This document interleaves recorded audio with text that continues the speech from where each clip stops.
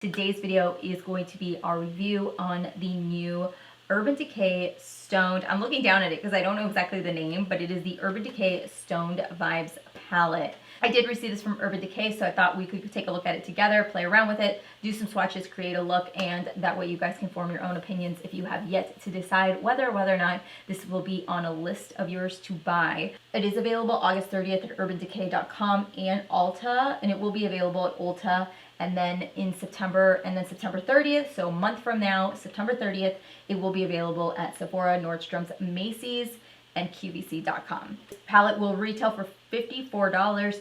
It has 12 all-new crystal infused shades to block bad vibes and elevate your look. This is the packaging of the palette. It is all textured right in this area, so this area is all flat, and then I can show you when you lay it on its side, you can see where it's textured at.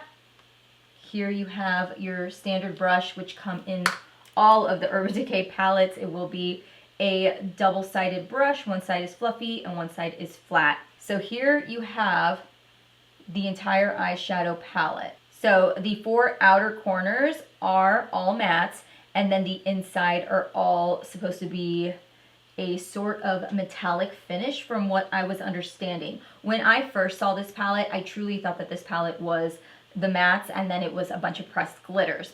I'm going to do the mattes first so you guys can see your mattes really quickly. I saw the entire collection and I wasn't super sold on the entire collection either. Urban Decay only sent me the eyeshadow palette and then they sent me the Urban Decay Potion eyeshadow primer. So I did see the entire collection though, and I think really, in all honesty, the palette was kind of the real kicker for me that I thought was the prettiest of all of them. The lip gloss for me, that cone shape thing, just wasn't my kind of thing. Plus I was like, how am I gonna lay that in like my makeup collection? Like it's just gonna be weird and odd shaped. It looks cool, like the palettes might look cool if they're in different layouts and stuff, but in reality you're like, oh, that's not really gonna fit well in my collection. So here are your mattes. I just want to show you guys because we have a minimal amount of mattes to play with, but these are the matte shadows that you have. So you've got like these two lighter shades which are more like skin tone shades, and then you've got like an orange one, and then this purple. So this is Good Karma. Then you have Hexed, and then you have Antidote, which is on the opposite side of the palette, and then you have Third Eye, which is that deep matte purple. And that purple right here isn't actually a matte, it's more of a satin finish than anything. I don't know if you can see that, but it's definitely not a matte. Oh my god. All right, we're going to start off with the very first shade, which is called Jade. So that there is Jade. That is one swipe of Jade. It's got that very creamy metallic finish. This one here has a very interesting reflection to it. So it is a silver base, but there's like reflex of purple and pink and blue and even a little bit of gray to it. Very beautiful. I actually think this would be gorgeous for an inner corner highlight. Next up we have is called Tiger's Eye, and this one is like a copper, but it also has reflex of brown and gold, and I feel like you can definitely almost see like a rose gold. Vibes is this purple, like this lilac shifting shade with pink and silver reflex to it, as you can see. So here you have the top row. All right, so this is definitely very similar to like MAC's Blue Brown, I think it is. The formula on these are just super buttery and creamy, so they come off, I can't explain it. I have to find a palette that's very similar. So this one here is Ojo, and this is probably the truest to what you see in the pan. It is like your standard blue, a little bit of silver reflect to it, but not a lot. Raw Energy is, it's going to be very similar to the top palette called Vibes. I feel like these two are very similar, whereas this one is more of like a shifter, and I feel like this one is going to play better as like a topper than anything. This is probably the lightest one of them. And then the last one we have is called Meditate, and this is like a pinky purple. So again, here is the eyeshadows with the bottom half of the palette. If you guys own this palette or you own the Huda Beauty, and I believe Huda Beauty has other palettes that have this kind of formula, this formula right here, these shadows that have like this, it's like a metallic finish, but it's got like flecks of different shades in it. if you have this Alter Ego palette or you have the Huda Beauty one that's supposed to be a dupe for this, and you know that formula I'm talking about, that is exactly what this kind of formula is in the eyeshadow palette. So I'm also going to be using these brushes because I kind of want to try them out today. These are the Morphe brushes that we got in our BoxyCharm. If you guys haven't seen that video, I did do some unboxings from BoxyCharm here in August. But I'm going to try to use this synthetic brush here. I'm actually going to start with the shade called Antidote. Because we only have 4 matte shades to work with, we are going to be using them all to create this look because you're definitely going to need them. I told you guys I wear a mask now every day for like 6+ hours. I got my first pimple again.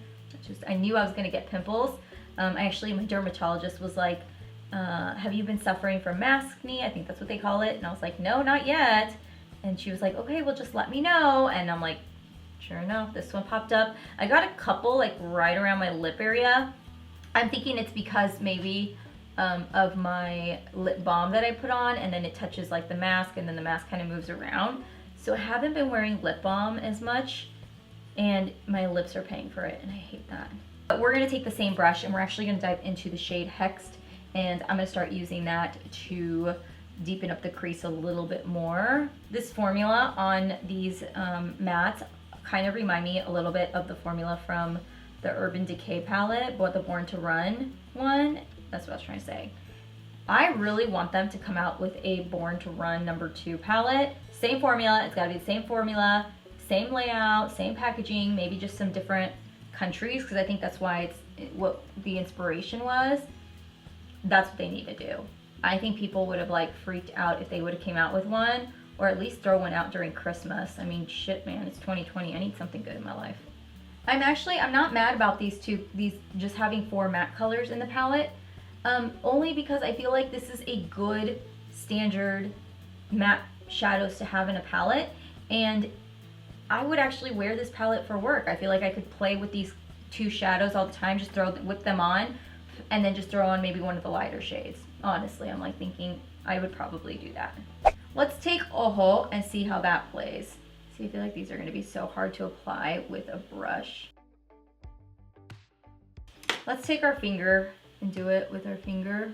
And I'm going to pop that kind of just on my lid and keeping it only on my lid. This is very difficult if you have nails, by the way. And FYI, there's a lot of fallout. I'm going to keep like the inner corner right here kind of bare because I don't want to take this blue all the way, but I'm going to try to make sure I can get it on. I'm going to take, why not, right? Let's take a little bit of third eye right here, and I'm taking a smaller brush and I'm going to pop it on the outer corner. I don't know how I feel about this. All right, FYI, I don't care for all this fallout. I'm going to pop a little bit of Opal Aura right on top. I don't know, you guys. I feel like these aren't going to do well with brushes. Alright, so there you have Opal Aura. You got a little bit of the blue. The blue's kind of faded away, but I think that had to do with my blending. I'm going to use my finger first again. I just find my finger to work the best when it comes to applying these shadows. It's very difficult to do it with nails. But I'm going to use the brush to kind of blend it out and blend it around. Let's go in with Opal Aura again for the inner corner. Well, let's go in with Vibes, because I haven't played with that yet, and see how that works. To bring out the blue and purple, I'm going to take a little bit of pink liner for my waterline, just to add some color and fun to the look. I'm going to go ahead and take third eye and start running that all along my lash line.